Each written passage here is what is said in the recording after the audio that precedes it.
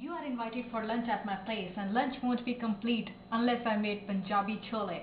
I'm talking about chickpea curry, also known as Garbanzo beans. So we are going to cook these. Now you might think that I'm talking about Chana Masala, but Chana Masala is a little bit drier, and I'm going to make this in a curry, so it's more like a gravy. So let's get started with our Punjabi Chole. I have some hot ghee in my pressure cooker here. I'm using pure desi ghee because that's what makes good chole. But you can always use vegetable oil, regular canola oil, or any other refined oil of your choice. So my ghee is already hot. My clarified butter is already hot, and I'm going to add some cumin seeds. Alright, cumin seeds are in. And I'm also going to use some other spices like cloves. Now, personally, I don't like when cloves come in my mouth, so I'm going to fry them, and when the dish is ready, I'm going to take them out. So, 2-3 clove pieces here. Next, I'm going to add bay leaves, also called Tejpata. So, my Tejpata is in, and for that delicious aromatic flavor of green cardamoms, we'll add 2 pods in. We'll fry everything, and I'm gonna add my onions. I'm using chopped onions, but you are more than welcome to use onion puree. And if you are making a puree out of onions, you can also puree your ginger and garlic.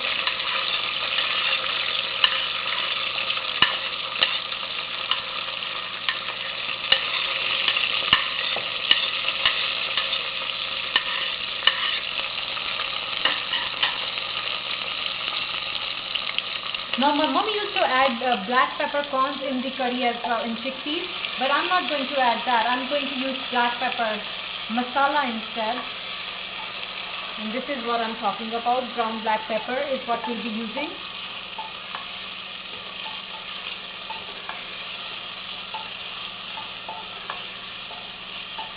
So I'll let my onions get golden brown, and then I'm gonna add some ginger and garlic, which I have already chopped.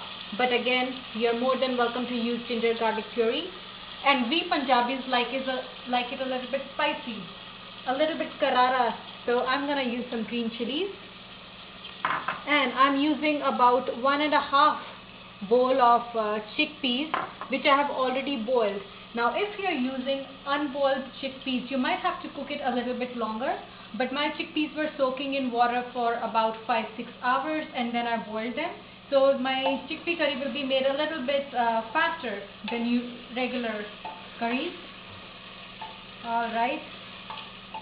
And this variation of Chana Masala is like so good. You will enjoy it with puri, rice, naan, chapati. But they taste best with like bhaturas. If you ever get a chance to visit India, be sure to try Chana Bhatura. So my onions are frying. They are getting slightly golden brown. Not there quite yet, but getting there. And to make them cook up faster, you know what I'm going to say. Add a little bit of salt. According to the taste, I'm going to add 2 teaspoons. I had actually already added some salt in my chickpeas when I was boiling them.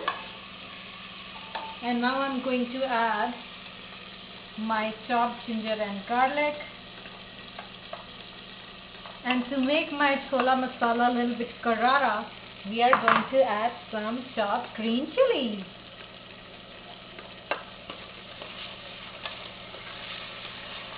And after about like 2 minutes, when my ingredients are not fully cooked, but like half fried, I'm going to add my other spices. Right, so my onions are getting golden brown here, so I'm going to add my fennel seeds. That's some, a little bit for the flavor. We could have added it along with cumin, or we can add it at this point. And also I'm going to add some turmeric, that's haldi, according to the taste. So I'm adding about 2 teaspoons, and also a little bit of red chili powder, about half a teaspoon, because we've already added green chilies. We'll mix it well, and I'm going to add next about half a teaspoon of black pepper. Alright, things are looking beautiful here. And next I add my red tomatoes, which I have chopped small. You can also use tomato puree.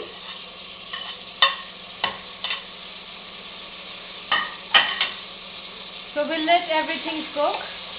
Now instead of using all these spices separately, you can always get like Chana Masala. Go to any Indian grocery store, buy this Chana Masala, and then you don't have to put all these ingredients separately. Alright, so I'm gonna cook my tomatoes until they are tender before we'll proceed.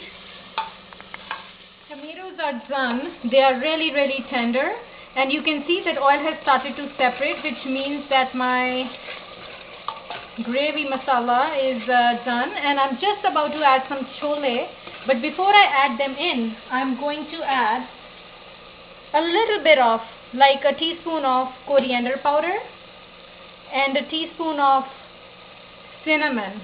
Now if you were using cinnamon sticks, you would have added them in the beginning along with like bay leaves and cloves.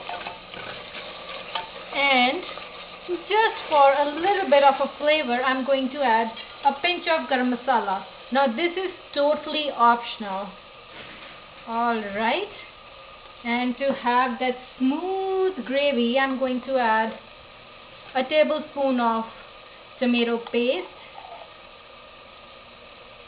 If you are making like a dry Chana Masala variety, then you won't be adding tomato gravy. You can just use tomatoes, or you can just use tomato paste, and you don't have to use tomatoes. Alright, now everything looks nice, finely blended, and I'm going to add my chanas, my chickpeas in.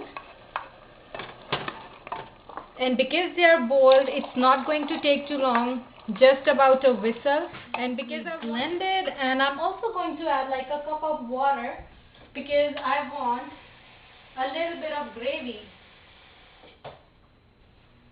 Not too much, just a little bit. Alright, everything is nicely blended, and I'm about to close my pressure cooker. We'll give it a whistle and two, and it should be done. Then my Punjabi Chole or Chana Curry looks ready. Oh my god, look at this beautiful color. And I'm gonna take my tej pata out before serving, my bay leaves. And I also know that I have some cloves in here, which I'm going to take out. There you go, one clove right here. And I'm gonna try them. Oh wow, so good. Taste excellent with puri bhaturas.